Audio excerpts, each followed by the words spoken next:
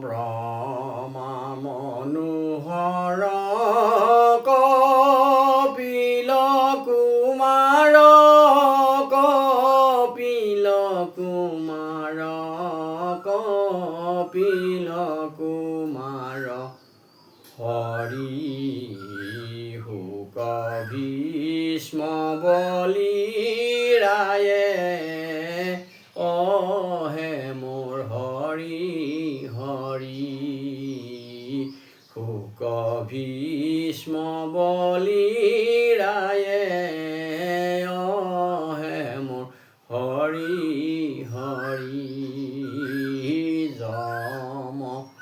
জনে নাৰদ প্ৰহ্লাদ নাৰদ প্ৰহ্লাদ হৰি 12 জন সমুদায়ে অহে মোৰ হৰি হৰি 12 জন সমুদায়ে অহে মোৰ হৰি হৰি সদাৰ ভাগৱত প্ৰেমী ভক্তপ্ৰাণ ৰাইজ আপোনালোকৰ শ্ৰীচৰণত সেৱা ধৰিছোঁ হওক ব্ৰহ্মা মনোহৰ কপিল কুমাৰ শুক ভীষ্ম বলি ৰায় যম জনেক নাৰদ প্ৰহ্লাদ 12 জন সমুদায় এই 12 জন বৈষ্ণৱ এই 12 জন বৈষ্ণৱৰ শ্ৰীচৰণত সেৱা ধৰি সকলোৰে মংগল কামনাৰ্থে আমি আকৌ আজি এই শ্ৰীমদ ভাগৱতৰ শুভাৰম্ভণি কৰিছোঁ। আজি অস্বস্তমাৰ শিৰোমণি কথা ভাগৱতৰ মূল গুৰি কথাখিনি আজি আহিব। আমি আমাৰ সাধ্য অনুসাৰে আপোনালোকৰ ওচৰত অৱগত কৰিম আৰু আপোনালোকৰ সহায় সহযোগিতাৰ কাৰণে আমি আশাৰে বাট চাই থাকিম।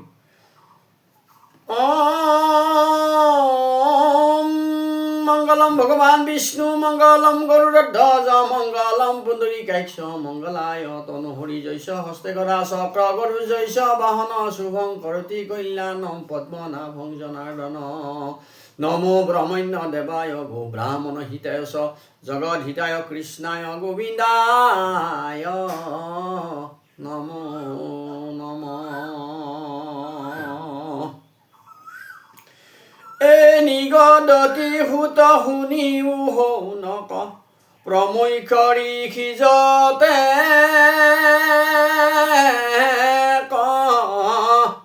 আবে পৰীক্ষিত নিপতিৰ জন্ম ও তোমাত কহো প্ৰত্যুকায় ৰাম ৰাম জৈখানি ভাৰতে সমৰ কৰিলা মৰিলা বীৰ সমস্ত অষ্টাদশ হিতু ঐক্যহীনী হেনা ও ঐনে ঐনে গৈলা অস্ত ৰাম ৰাম অযুত প্ৰমত্ত হস্তিৰ বিক্ৰম বিকুদৰ মহাবীৰ ভাঙিলা গদাৰ দুষ্মহ প্ৰহাৰে ও উৰু কুৰু নিপতিৰ ৰাম ৰাম কৌৰৱ ৰজাৰ প্ৰীতি সাধু বুলি অস্বস্থ মহামানী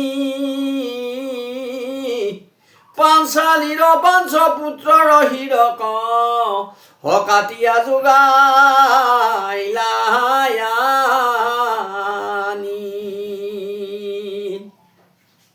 বংশছেদ দেখি ও দুখে দুৰ্যোধনে দুৰ্নিক পাৰিলা গালি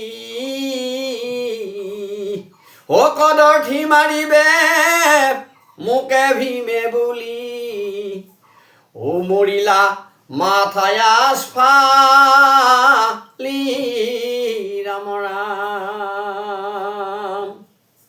এতিয়া আমি সকলোৰে অৱগত মহান শ্ৰদ্ধাৰ ব্যক্তি ৰামানন্দ সাগৰে মহাভাৰতৰ চিৰিয়েলখন কৰোঁতে আমাৰ গোটেই ভাৰতবৰ্ষৰ মানুহে প্ৰেম সহকাৰে ভক্তি সহকাৰে শ্ৰদ্ধা সহকাৰে দৰ্শন কৰিছিলে। গোটেই কাহিনীখিনি আমাৰ হয়তো সকলোৰে মনত আজিও প্ৰতিস্ফুট হৈ আছে। সেই কৌৰৱ আৰু পাণ্ডৱৰ যুদ্ধত অষ্টাদশ অক্ষৌহিণী সেনা সকলোৰ মৃত্যু হ'ল, কিন্তু পাণ্ডৱৰ 5জন আৰু 5জনৰ লগতে সাত্যকী আৰু কৌৰৱৰ অশ্বত্থামা কৃপাচাৰ্য আদিকে 3জন।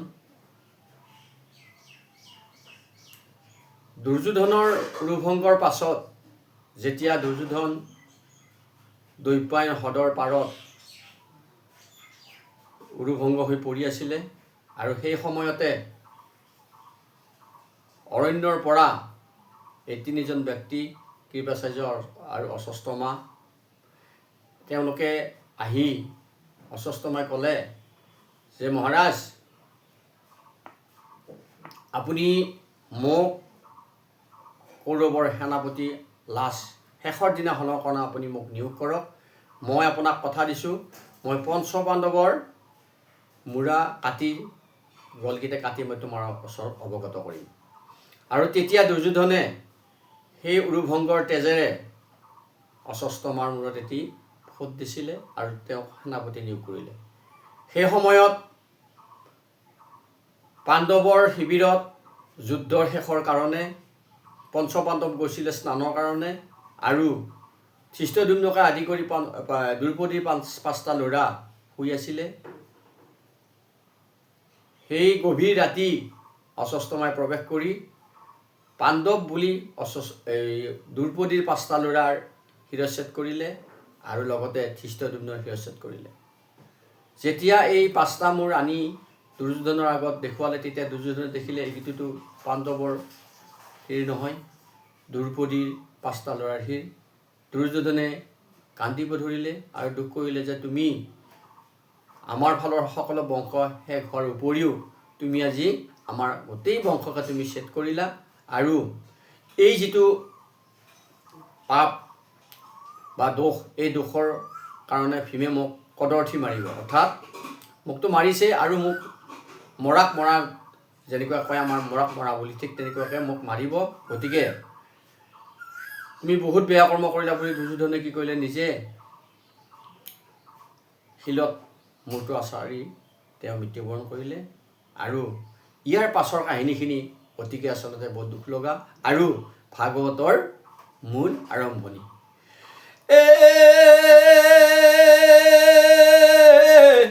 শুনিলা দ্ৰৌপদী পুত্ৰ পাঞ্চগুটি, কাটিলা দ্ৰোণিনী দাঁতে, শোকে নুহি থিৰ হিয়া দুই চিৰ, ও ভৈলা যেন ব্ৰজ পাতে ৰাম ৰাম। কৰিলা বিপুল বিলাপ পৰিয়া, মুষ্টিৰ হৃদয়ত হানি, দেখি ধনঞ্জয় প্ৰবোধিলা তাংক, শোকে গদ দবানি।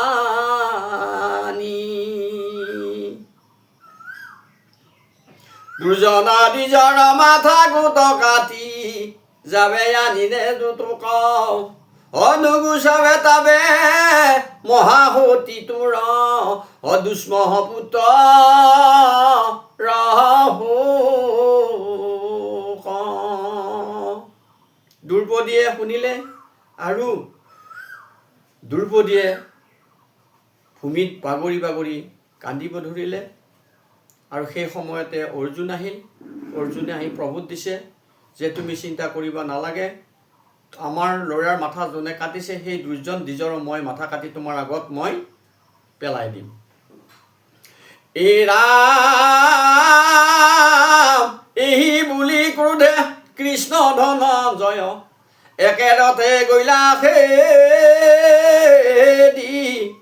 পলাই প্ৰাণ ৰাখি ৰথে অশ্বত্থামা, ও তাহবাক লাগনে দিয়ে ৰাম ৰাম। অৰ্জুনে আৰু কৃষ্ণই লগ হৈ দুজনে অশ্বত্থামাক খেদি গ'ল, আৰু অশ্বত্থামাই দেখিলে যে মোক অৰ্জুনে খেদি আহিছে, তেওঁ পলাই পত্তন দিলে। এই ৰাম সংকটত বাজি যাইবাক নপাৰি, প্ৰহাৰিলা ব্ৰহ্মহৰ দহু দিশে জুৰি জ্বলিলাই অগনি, যেন মহাপ্ৰলয় ৰাম। আমি জানো অশ্বত্থামাৰ ব্ৰহ্মাস্ত্ৰ আছে, অৰ্জুনৰ আছে, আৰু সংকট সময়ত অশ্বত্থামাই কি কৰিলে? নিজৰ প্ৰাণৰ কাৰণে, নিজৰ প্ৰাণ ৰাখিবৰ কাৰণে ব্ৰহ্মাস্ত্ৰ প্ৰয়োগ কৰিলে। এই ৰাম দেখি ধনঞ্জয় হুয়া মহাভয়, সখিক বুলিলা বাণী। হে কৃষ্ণ কৃষ্ণ প্ৰভু ভগৱন্ত, ও কিবা ভনী আহে চা ৰাম ৰাম।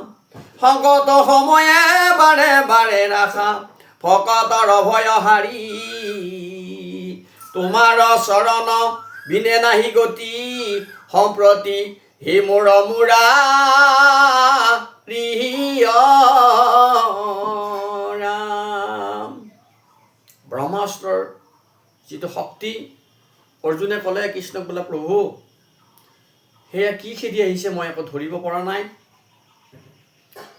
সকলো সময়ত, সকলো বিপদত প্ৰভু মুৰাৰী, হে গোবিন্দ, হে তাৰণহাৰী, তুমিয়ে ৰক্ষা কৰি আছা, আৰু আজিও প্ৰভু সম্প্ৰতি তুমি মোক ৰক্ষা কৰিব লাগিব। এই বাক্যখিনিৰে অৰ্জুনে শ্ৰীকৃষ্ণৰ চৰণত শৰণাপন্ন হ'ল। আৰু ইয়াৰ পাছৰ যিটো কাহিনী, ইয়াৰ পাছৰ পৰৱৰ্তী সময়ত আমি আকৌ অৱগত কৰিম। এতিয়া কথা হৈছে, অশ্বত্থামাৰ ব্ৰহ্মাস্ত্ৰই অৰ্জুনৰ যিটো ভয়ৰ কাৰণ, এইটো আমি সকলোৱে জানো। এই শ্ৰীমদ ভাগৱত গ্ৰন্থখন পাণ্ডৱৰ বংশধৰ অভিমন্যুৰ পুত্ৰ অৰ্জুনৰ নাতি, সুভদ্ৰাৰ নাতি পৰীক্ষিতে পৃথিৱীলৈ আনিলে, আৰু সেই মহান পৰীক্ষিতৰ জৰিয়তে প্ৰভুসকল আমি এই শ্ৰীমদ ভাগৱত, কৃষ্ণৰ প্ৰেমময় বাণী, কৃষ্ণৰ অমৃত বাণী, কৃষ্ণৰ প্ৰেমৰস, কৃষ্ণৰ ভকত বৎসলৰ যিটো নামৰ মাহাত্য, এই সকলোখিনি আমি ভাগৱতত আমি পাইছোঁ বা পাম। প্ৰেম সহকাৰে, ভক্তি সহকাৰে সকলোৱে আমি ভাগৱতত শৰণ ল'ব লাগে। ভাগৱতৰ জৰিয়তে এই ভগৱন্তৰ বিনন্দীয়া সৃষ্টিত আমি থকা কেইদিন অতি আচলতে পৰিপাটিকে থাকিব লাগে। এতিয়া আমি এই মহাভাগৱতৰ কাহিনী অতিকে সুন্দৰ, অতিকে মধুৰ, প্ৰেম সহকাৰে, ভক্তি সহকাৰে সকলোৱে শ্ৰৱণ কৰোঁ। আৰু আজিলৈ আপোনালোকৰ পৰা এইখিনিতে মই বিদায় মাগিছোঁ। কৃষ্ণই একদেৱ তুষাৰী, কালমায়াদিৰো অধিকাৰী,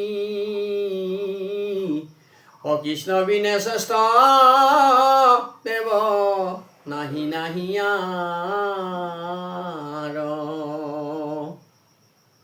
সৃষ্টি স্থিতি অন্ত কাৰিদেৱ